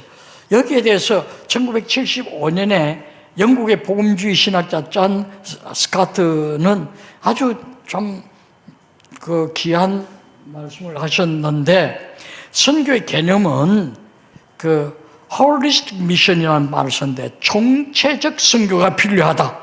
그래서 지나치게 영적 복음만 강조하지 말고 사회 봉사도 해야 된다. 사회적인 책임 이행을 해서 이 두 부분이 이분법적으로 접근할 것이 아니라 하나의 총체적으로 홀리스틱으로 우리가 접근해야 된다. 존 스타트의 이야기는 정말 우리 한국 교회가 지금 받아야 할 말씀이에요. 우리는 말씀 전하는 일에 열심히 하는 것은 너무 좋은 거죠. 그 이후에 따뜻한 마음, 따뜻한 말 주는 거 참 좋아요. 그 후에 빵도 주고 약도 줄 수 있으면 좋아요. 제가 미국의 켈빈 신학교에 다닐 때에 그때가 1982년인 것 같아요. 82년도에 이런 일이 있었습니다. 미국의 그 켈빈 신학교에 선교학 교수, 데카로라는 선교학 교수가 브라질에서 18년 선교하고 와서 선교학 교수로 왔습니다. 그것이 미국 CRC라고 크리스천 리폼드 처치, 기독교 개혁 교단입니다.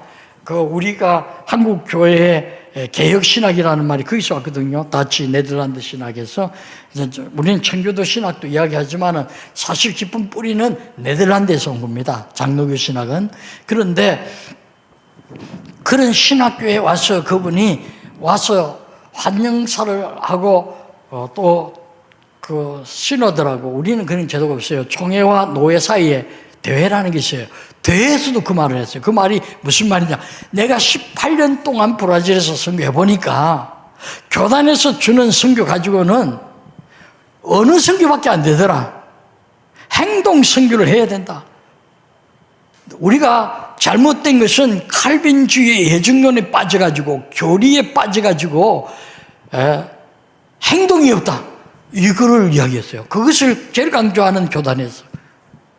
그러니까 우리 한국교회 같으면 뭐 징계위원회를 연다든가 교수 파면한다든가 하겠지만은, 야, 그들은 신사적입니다. 학교에서 진정서를 그 대회에 보내서요.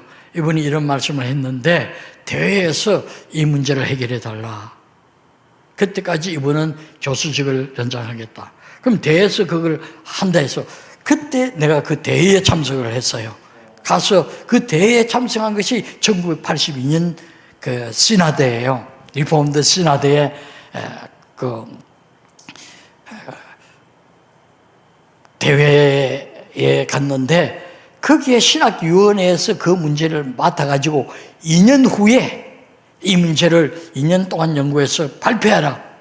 그런데 2년 후에 그 의젠다가 나왔어요. 그 의젠다에 보니까 우리가 예정론에 빠져서 세계 구제부에는 돈을 많이 보내고 돈을 적게 보내고 이 선교부에 적게 보내고 구제부에만 보냈는데 이제 선교부에도 예산을 보내자.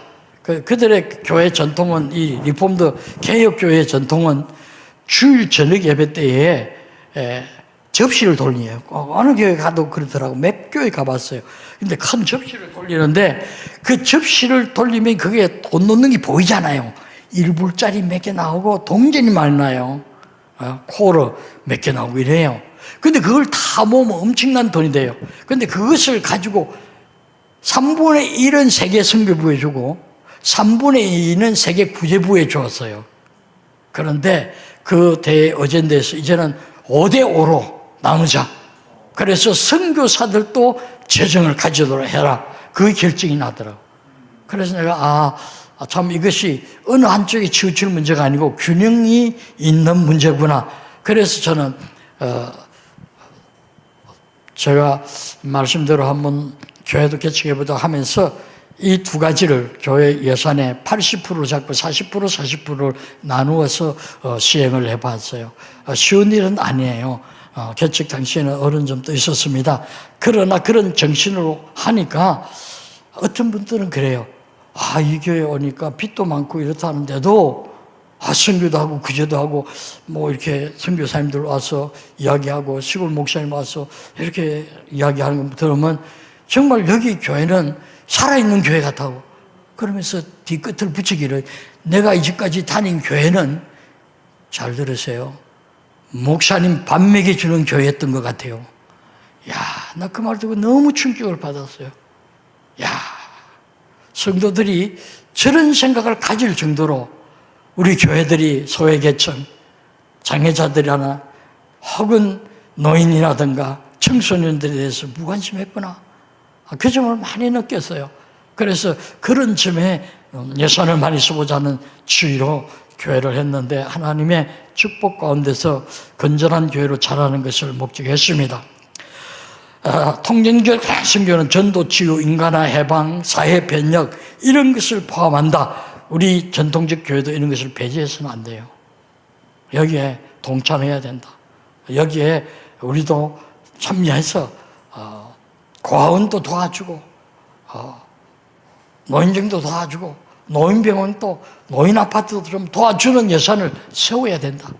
자기 아들 세수하면서 자기만큼 봉급을 챙겼, 이런 말을 들을 때 참 실망이에요. 그분은 수십 년 그 교회를 목회하면서 이제 받는 돈을, 아들이 아무리 좋은 대학을 나오고 신학을 나왔다 할지라도 그 아들과 똑같은 사례를 주게 된다. 그게 대해서 실망했다.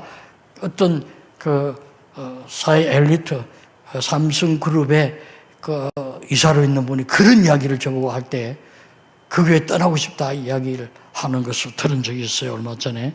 그런 면에서 우리가 지나치게 사회에 대한 관심이 약화되어 있지 않는가. 이것은 상대적으로 너무 사회 구원 이거 강조하고 종교 통합주의, 혼합주의를 강조하는 여기에 우리가 리액션을 하다 보니까 과잉 리액션을 한 것이 아닌가, 그런 생각도 가집니다. 그래서 이 에큐메니칼 운동이 점점 정치 선교로 변질되어 간 것이 뭐 한국뿐만 아니고 세계적인 형편이에요. 그래서 분쟁 국가라든지 이념을 달리하는 국가 체제에도 뭐 소위 우리가 들어서는 은혜는 없지만은 그 체제를 바꿀 수 있는 복음의 밀수꾼이라는 이런 말도 쓰고 하는데, 그런 것들은 지극히 우리가 조심해야 될 것입니다. 우리는 그런 면에서 정상적인 비블리컬 미션, 선교적, 성경적 선교, 그것을 해야 된다 하는 사실을 지나치게 강조해도 그게는 부족함이 없을 거예요. 선교 신학에 대해서 이 정도 이야기하고, 제 시간이 거의 다 됐죠? 얼마나 더, 10분 좀 더 하면 되나요? 예, 그럼 10분 더 하고 마치겠습니다. 교회로는 교회를 정치화시켰다, 이런 비난을 면치 못할 것입니다. 교회가 하나의 정치 구조로 생각을 했어요. 그래서 1919년 그 참 감격스러운 연도죠. 3.1 독립운동에 기초를 올린 운동이니까 그때부터 일제는 교회를 불안한 민중의 숲으로 봤다. 그래서 뭐 비기독교적인 대통령도 대통령조차는 기독교에 와서 뭐 어떤 분들은 기독교를 칭찬하고 어떤 분은 기독교를 책망하기도 하고 이런 일들이 있고, 지금은 그게 거의 모이지 않는 걸로 생각해요. 뭐 그것도 한때였던가 싶어요. 그런데 이러한 그 흐름 속에서 WCC도 이것을 감지하고 그들의 교회에 대한 책임에 대한 기본 입장 선언문을 냈는데 9가지 선언문을 냈어요. 그 9가지 중에 8번째 보시면 WCC는 어떤 특정한 교회의 교파적 신학 사상과 교리에 근거하지 않는다, 이런 말을 썼어요. 즉 말하면 교파적 신학과 교리를 초월한다, 특정 종교에 매이지 않는다, 이것을 선언했어요. 그래서 기존적인 교회 질서나 신학에 매이지 않는다, 이 말은 탈기독교화하겠다, 종교화하겠다. 그래서 이때부터 우리 정부에서도 기독교 교육이란 말 말고 종교 교육이라고 해라, 그리고 세대 교육만 모집한다, 그런 말 하지 마라, 그 말 빼야 된다. 우리는 홍익인간이라는 말을 그 학교에 규정집에 넣어라, 정관에 넣어라, 이것을 요구했거든요, 그때부터. 그래서 뭐 홍익사상이 뭔지도 모르지만 홍익사상에 근거하여 우리 종신대학에도 그거고 칼빈대학에도 그거 있어요. 그거 없으면 그들이 뭐 학교 취급을 안 해주니까. 그리고 신학과도 지금 세례교육만 모집 못합니다. 그것은 차별운동이라 해가지고 세례 안 받도 좀 와요. 근데 입학해서 우리가 세례 받도록 이렇게 조정하고 또 2학년 되면 그것이 정신은 사람은 탁가로 전가하도록 유도하지. 너 세례 안 받아서 이건 못 온다. 이렇게 말 못하게 돼 있어요, 지금. 그게 더 나가서 차별금지법. 이것은 뭐 성차별한다 해가지고 표면적으로는 아주 근사하지만 사실은 이것은 동성연애나 뭐 호모섹슈얼리티 이런 거 인정하라는 말이거든요. 그것은 동성연애는 죄가 아니고 병이다. 오른쪽 내엽에 이상이 와서 그 내엽 액체에 이상이 와서 disorder, 우리가 생각한 것보다 다른 명령을 내린다. 그래서 이것은 필요한 것이 차별금지법이다 이렇게 나오거든요. 이거 다 WCC의 영향력이에요. WCC의 영향력을 가장 강하게 나타나는 나라가 영국과 지금 미국입니다. 그렇기 때문에 그 영향력 안에 우리가 오늘날까지 지나다 보니 그거 피할 수 없어요. 그런 면에서 우리는 세상은 이러한 길로 가고 있다. 가현적 교회가 이제는 신학적 토대가 아니다. 이제는 오히려 토착 종교가 뭐 전통 신학의 보수 신학 뭐 이런 것보다는 남미의 해방 신학, 아시아의 토착 신학 이런 것들이 대세를 이루고 됐다. 이건 다 무엇이냐? WCC의 영향력으로 그렇게 되어졌다라고 말씀드릴 수 있습니다. 끝으로 결론적으로 이야기하면 이러한 영향력이 한국 교회에 미친 것이 무엇이냐? 가톨릭과의 연합운동입니다. 가톨릭은 진짜 혼합주의 종교거든요. 그들은 신조가 절충주의를 담고 있어요. 기독교와 비기독교 사이에 사상적 조화를 시도하고 있다. 이것이 혼합종교죠. 그래서 이 가톨릭은 연합운동에 언제나 선구자적인 역할을 하죠. 종교 차이는 문화의 차이라는 것을 말하고 종교 다원화주의를 이야기해서 종교를 정치화해서 나가는 것이 로만 캐톨릭의 뭐 과거도 그렇지만 오늘날도 마찬가지예요. 이러한 운동에 연합운동에 오히려 길을 불어넣었다고 볼 수가 있어요. 또 하나는 WCC와 동성애. 어느 누구도 성이나 인종, 신념, 피부색, 성직 안수에 있어서 성차별을 받아서는 안 된다고 선언을 했거든요. 그래서 동성연애자들도 동성 목회자들도 세웠어요. 제가 칼빈 신학교 다닐 때 그 칼빈 신학교에서 가까운 곳에 한국 교회가 있었어요. 웨스트민스터라는 도시에. 그런데 거기에 한 500명 모이는 큰 교회입니다. 한국 교회로서는. 목사님이 그 동성 결혼 주례를 해달라는 거다 못한다 했어요. 그래서 고발당해가지고 그 추리열 재판 과정에서 사임하고 말았어요. 그래서 재판 중지됐죠. 그런 일이 있었어요. 그런데 우리가 정말 문자적인 성차별은 좀 금지해야 할 필요가 있어요. 제가 그 예일 대학에 포스트닥을 하러 갔는데 첫 주간에 채플에 갔는데 여자분이 요 낮은 강제상에 올라갔는데 아주 숏 스커트를 입고 올라가더라고. 보기에 벌써 좀 거부감이 나요. 그런데 올라가서 기도하고 설교하는데 한 5분 만에 그 설교에 내가 완전히 빠져버렸어요. 그 설교 한 30분 설교가 끝날 때 여자분도 설교해도 되구나 이 생각을 가지게 되었다고요. 그때부터 우리 교단에서 계속해서 여성 선교사들 성찬하자. 그 다음에 요번에 설교권까지 허락받았거든요. 강도권까지 강도사가 됐어요. 이제 몇 년 안에 제 생각으로는 목사 안수 이루어질 거예요. 이런 것들은 우리가 신학의 적용의 문제, 성경에서 구체적으로 언급되지 않은 문제거든요.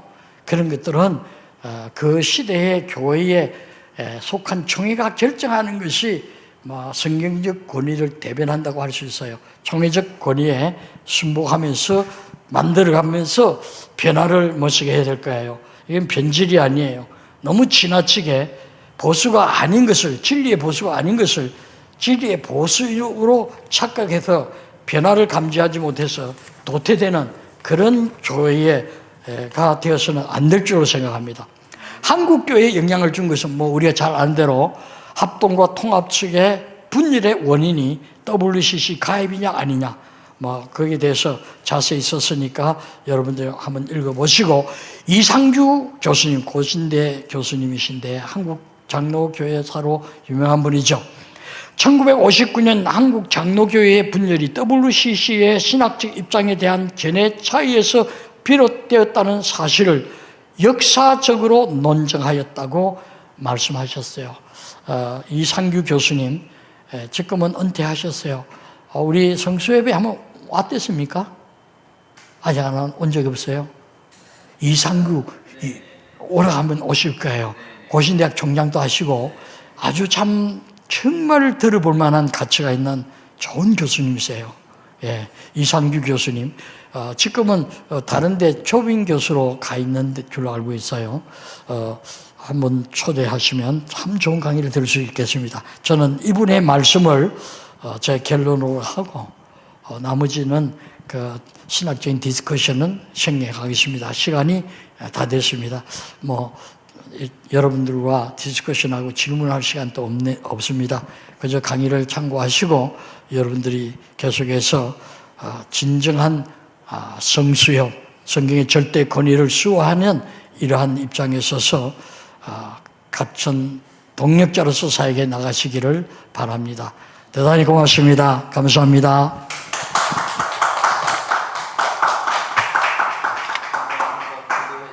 제가 기도하고 마치도록 하겠습니다. 자비하신 주님, 오늘날 지상교회들이 많은 정치적인 역량, 문화적인 역량, 많은 전쟁을 겪으면서 많은 사람들이 고통 가운데 있으면서 교회가 다 기능하지 못하고 너무 교류화되어져서 사회를 향해서 손을 내밀지 못하므로 오늘 한국교회를 비롯해서 세계교회가 심각한 위협에 직면하고 있습니다.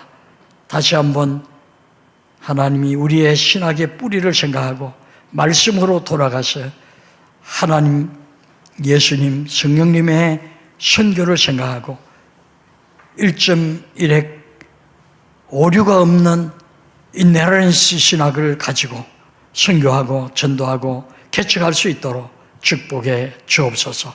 이 일을 맡아서 이 어려운 일을 진행하시는 우리 조 장로님, 그 하시는 사역에도 축복하시고 또 일에 동참하는 여러분들에게 은혜를 더하여 주시옵소서. 예수님 이름으로 감사하며 기도합니다. 아멘.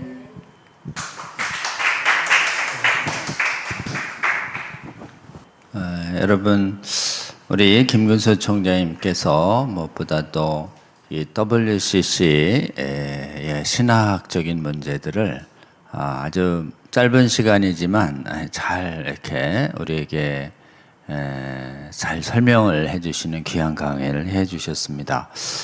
특별히 그 WCC가 우리 선교를 목적으로 하는 선교단체에서 시작됐다라고 하는 부분을 잘 말씀해 주셨고, 다만 좀 그 태동될 때, 총회를 할 때 그 1, 2차 대전 직후에 그 참상을 계기로 해서 지금 교회의 사회적 책임이 강조되는 분위기 속에서 전통교회가 이렇게 소홀히 했었던 사회적 책임 부분을 강조하는 방법으로 지금 그 대회의 목적과 주제가 강조되면서 서서히 그 성경적인 선교로부터 계속 좀 멀어져 가는 모습을 1차부터 그 10차 총회의 모습까지 여러분 좀 잘 설명을 해 주셨습니다.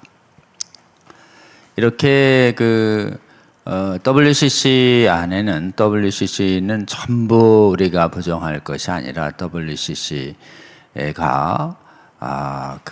주목하고 강조한 부분은 우리 전통적인 성경적인 교회들이 상대적으로 좀 소홀했었던 부분들을 이렇게 우리가 돌아보는 계기로도 삼아야 한다. WCC가 채택했던 모든 주제들을 이렇게 모두 경계하는 모습은 바람직하지 않다라는 그런 관점도 곳곳에서 우리에게 좀 잘 말씀해 주셨습니다. 그러나 WCC가 추구했던 신학의 변질은 성경관에서 시작했다는 점도 정확하게 우리에게 잘 말씀해 주셨습니다. 특별히 성경의 영감성에 관해서 이렇게 정면으로 다루지 않고 있고, 다만 성경을 보는 관점을 절대화하면 안 된다라고 해서 사실상 절대적인 명제조차도 거부할 수 있는 상대화의 길을 열어놨고, 특별히 이런 것에 신학적인 근거를 제공한 사람이 칼 바르트였다라는 점을 아주 잘 말씀해 주셨습니다. 특별히 복음주의자로 자처하면서 또 성경 말씀의 객관성을 강조하면서 사실상은 부분 영감설을 주장하고 또 말씀의 주관성을 강조하는 이 칼바르트 신학이 WCC 신학의 성경관에 자리하면서 WCC는 신학은 구원론, 성화론, 또 선교론, 교회론, 신학의 전반 부분, 전체적인 부분에서 우리 성경의 완전 모성을 굳게 믿는 우리로부터 용납할 수 없는 지경까지 지금 신학이 오염되고 파괴되고 있다라고 하는 것을 아주 잘 설명해 주셨습니다. 특히 구원에 있어서의 절대성을 부정하는, 구원에 타종교에도 구원이 있다는 혼합주의까지 나아가고, 또 선교론에 있어서도 기본적으로 구제라든지 사회적 책임을 강조한 나머지 영혼 구원을 사실상은 이렇게 소홀히 할 뿐만 아니라 심지어 최근에는 개종까지도 이렇게 거부하는, 전도까지 거부하는 데까지 나아가고 있다라고 하는 것이고, WCC가 이렇게 신학적 변질을 하는 동안에도 WCC 안에는 굉장히 복음적인 성도들이 또 교회들이 적지 않게 남아 있으면서 여러 가지 신앙의 순수성을 지키는데 큰 장애로 작동하고 있다라고 하는 것과, 특히 심지어 종교개혁의 가장 기본 정당성이었던 카톨릭과의 연합까지도 추구하는 이런 부분들을 우리에게 좀 보여주고 있으며, 우리가 지금 가장 관심 있게 맡고 있는 동성애나 성전환 문제에 있어서도 옹호적인 입장을 견지하고 있고, 한국의 예장교단의 큰 분열의 원인을 제공한 면이 있다는 점도 아주 잘 말씀해 주셨습니다. 여러분, 우리 WCC가 가지고 있는 이런 각종 성경을 온전히 그대로 믿고 신앙생활을 하려고 하는 세계의 성경 믿는 우리 성도들에게 있어서는 WCC가 세계에서 가장 영향력 있는 교회 연합단체이고 실제로 선진국에 큰 영향력을 발휘하고 있지만, 그 안에는 성경 믿는 성도들이 도저히 수용하면 안 되는 비성경적인 각종 주장들이 많이 있음을 오늘 김근수 총장님은 우리에게 잘 말씀해 주셨고, 그게 한국의 교회가 무엇을 경계하고 분별해야 하는지도 잘 말씀해 주셨습니다. 특히 이 모든 신학적 변질의 출발이 성경관이 부분 영감설이라고 하는 잘못된 성경관에서 시작됐다.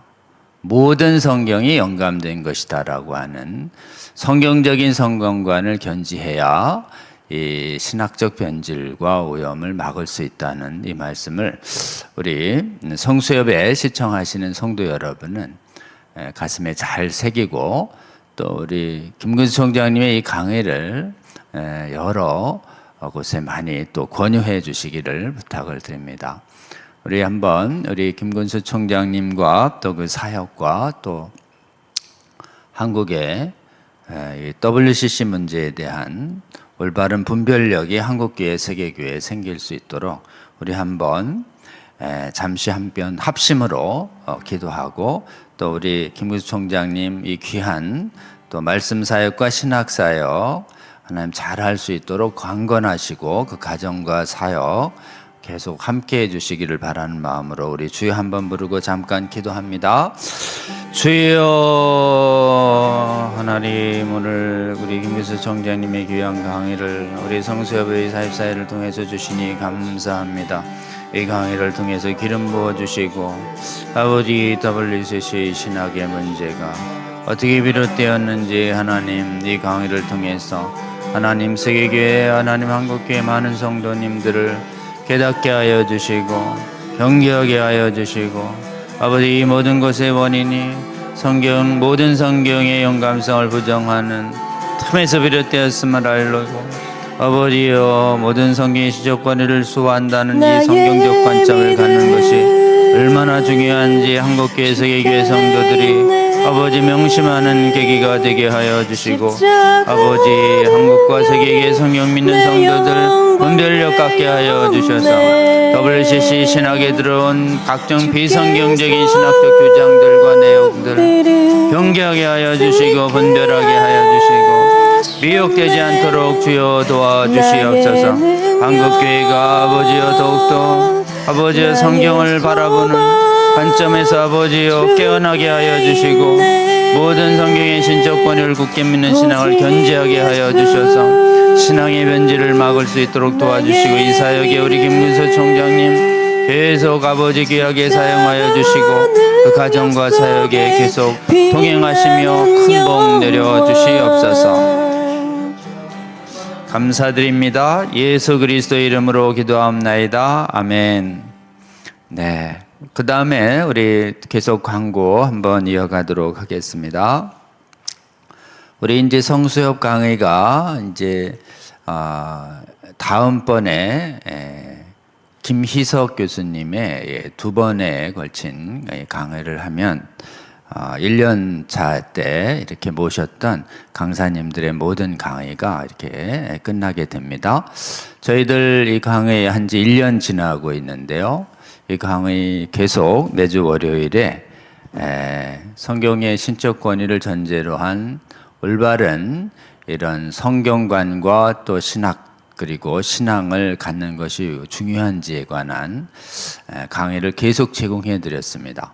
여러분 이 강의 계속 시청해 주시고 또 구독해 주시고 또 널리 전파해 주시고 여러분이 섬기시는 유튜브 채널에도 이렇게 계속 공유해 주셔서 오늘날 굉장히 미혹된 신학적 주장이 많은 이 시대에 올바른 분별력을 갖도록 교회가 성도가 이렇게 가질 수 있도록 섬기는 일에 귀하게 사용해 주시면 좋겠습니다. 다음이요.